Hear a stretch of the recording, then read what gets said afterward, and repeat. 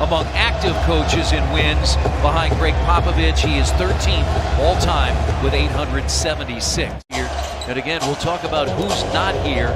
Told you in the open, Tobias Harris on his way to Philadelphia. He was their leading scorer as Turner goes inside and the Pacers have the lead.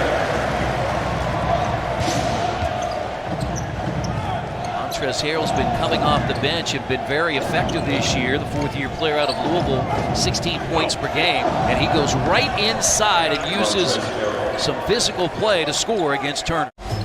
Bogdanovic had a 20-point game against the Lakers, and he got it back. Shot clock down to 2, and Bogey on the baseline. Collison played a season in LA with the Clippers, and that was knocked away, but Turner fights for it and got it back. Really good effort. That's the effort you need to see early here in the game.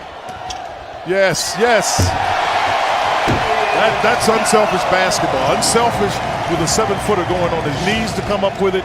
Ended up getting the basket on the other end, but I was concerned about that coming into this game, Chris, because you got a team that's undermanned that can come in and they got nothing to lose, but he is tough as nails. 7th year out of Arkansas. Shot clock's down to 6. Bogdanovic clears some space. He goes right to the basket and pounds it home. I hear they want to make the playoffs. I'm not sure. If I had to guess, I'd say that's not something they're trying to do. Turnover for the Pacers. Here's Evans, takes it inside, he's fouled, and count the basket. But they don't have a matchup that really is going to work for them. I mean, you got a lot of guys you can take advantage of. Sabonis had the mismatch. That gets away, and Turner has the steal. Miles is going to lead the break and go right to the rim. Nice job dribbling that left-handed, by the way. That's a big fella. That's already the 7th Clipper turnover. Pacers have a 3-point lead. Boy, everybody that's played is hitting shots. That's a jumper too strong by Jerome Robinson, who was a first-round draft pick out of Boston College. Played 3 years at BC. Holiday, nice pass to Leaf. See, that's when you know the guy. You know, we were talking about this against the Lakers. That's when you know it's slowed down for you. Because when you go in there and the game is still too quickly for you, you panic. And he didn't panic at all. He just waited for somebody to come free. On the baseline, they find Motley again, and Motley pounds it home. Nate McMillan was asked about the trade deadline once it came and went at 3 o'clock this afternoon. He said this is a difficult day for a lot of players to get focused. There's a lot of conversation about a lot of players, and guys are thinking about that most of the day. Some guys want to be moved, some want to stay, but I am relieved that the day is over. You want this day to come and go. Yeah, if you've ever been in that situation, that's exactly the that circumstance. I've been in that situation. It's a tough deal. The people are talking about you being traded.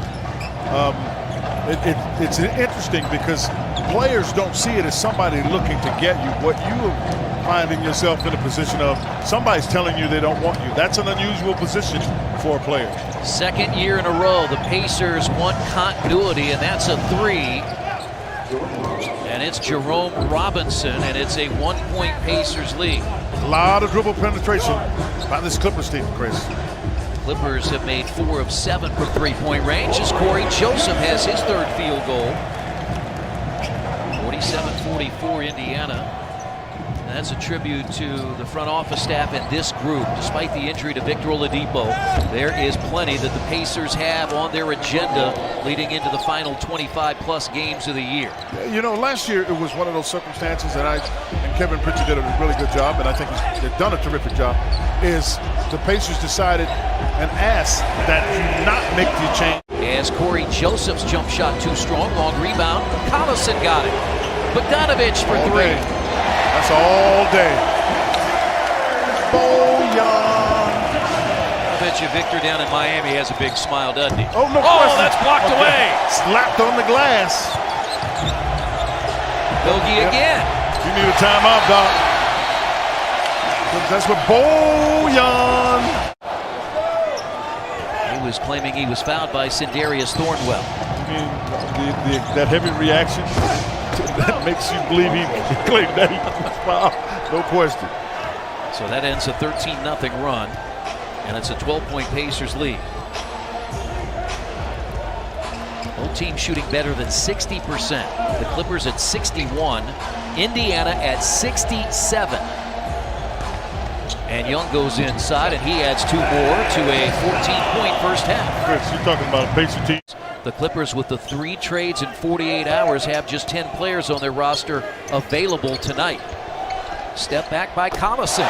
That was the same they used in New Orleans to really seal the game for the Pacers, the win for the Pacers. Gilgeous-Alexander gets in, and that's Turner again, his 3rd block. And Evans at the rim for 3. Got to move. Shot clock down. Here's Young. Leaves it off for Turner.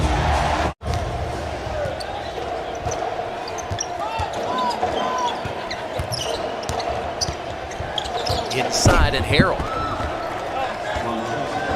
Montrezl Harrell. Chris, he's not had much luck with him. He had gone 1 for 15 prior to going 3 for 4 against the Lakers. As the Pacers hit 19 of 34 the other night, Montrezl Harrell fades and scores. Milwaukee got better. Here's Bogdanovich, the step through, and he put it in. What a heck of a shot, and he got grabbed. James is shooting nearly 50% from 3-point range. Bogdanovich, 2 more, count it, and a chance for a 3-point play. Hasn't it been fun like the last 3 weeks watching him really start, that last maybe 2 months, but really started to show all the aspects of his game. Seeing him going to the rim, knowing that he's the primary scorer on this team, he's looking to take advantage of that opportunity. 4 minutes to play, 3rd quarter. Indiana trying to get back to 16 games over 500, and look at Montrezl Harrell. In Indiana girls basketball, and that's blocked away by Leaf. How about that? Got some bonus handling in the break. We'll take that all day. They also waived 2nd-year guard out of Serbia, Milos Teodosic. That's why they have just 10 active players tonight. And that bounces in. Gallinari's hit 4 threes. Remember in London when with the Denver Nuggets, all those threes he hit? Yeah. I still, Chris, I share with you and the guys all the time, and I say guys, but I include Costa Rica, obviously not a guy. The best play I saw was Jokovic. He threw it under, threw a lob under the arm. Sabonis banks his way inside and scores. He's got 8. The Pacers put 7 in double figures on Tuesday against the Lakers. That was the 11th time this year. And they've got 2 players with 8 tonight. And the Pacers have 5 in double figures. Motley shut down.